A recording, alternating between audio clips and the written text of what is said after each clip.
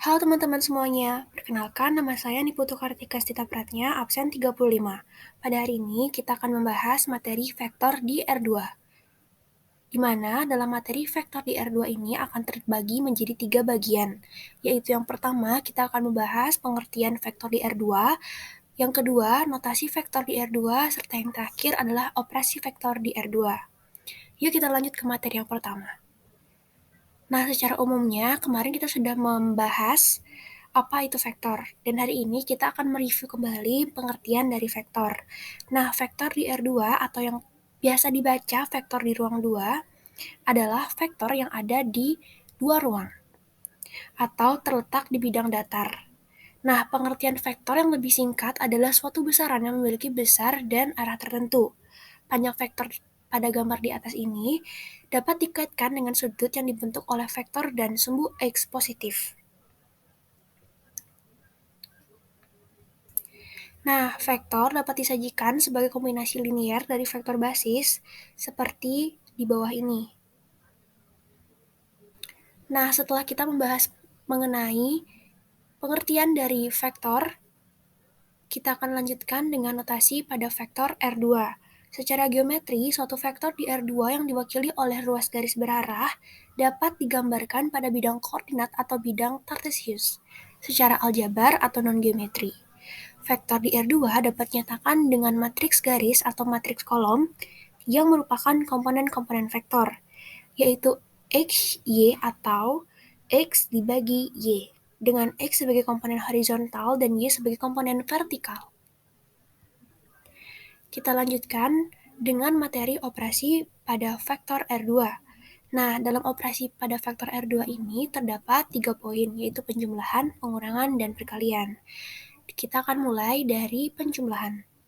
Dua vektor atau lebih dapat dijumlahkan dan hasilnya dapat disebut resultan. Nah, penjumlahan vektor secara aljabar dapat dilakukan dengan cara menjumlahkan komponen yang juga seletak, seperti gambar di bawah ini.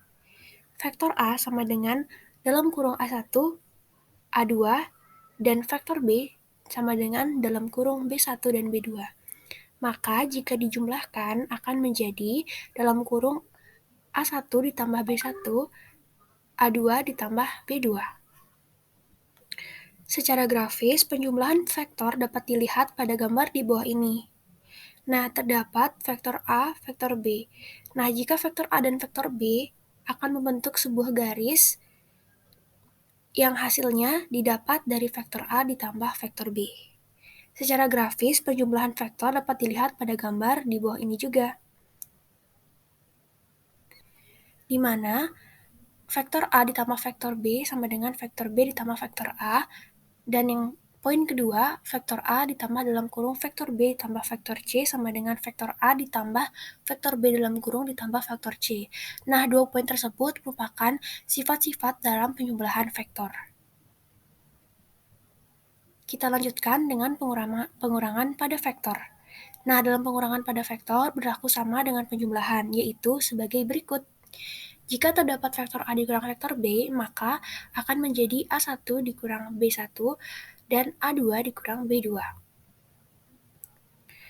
Nah, poin yang terakhir adalah perkalian. Suatu vektor dapat dikalikan dengan suatu skalar atau bilangan real dan akan menghasilkan suatu vektor baru. Jika V adalah vektor dan K merupakan skalar, maka perkalian vektor dapat dinotasikan menjadi K dikali vektor V. Nah, tidak dilupakan juga terdapat beberapa ketentuan, yaitu jika K lebih dari 0, maka vektor K dikali vektor V searah dengan vektor V.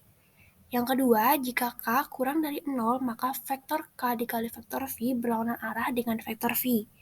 Jika K sama dengan 0, maka vektor K dikali vektor V adalah vektor identitas, yaitu vektor 0 sama dengan 0. Nah, sekian penjelasan materi mengenai vektor di R2.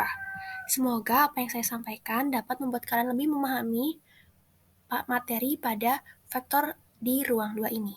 Terima kasih.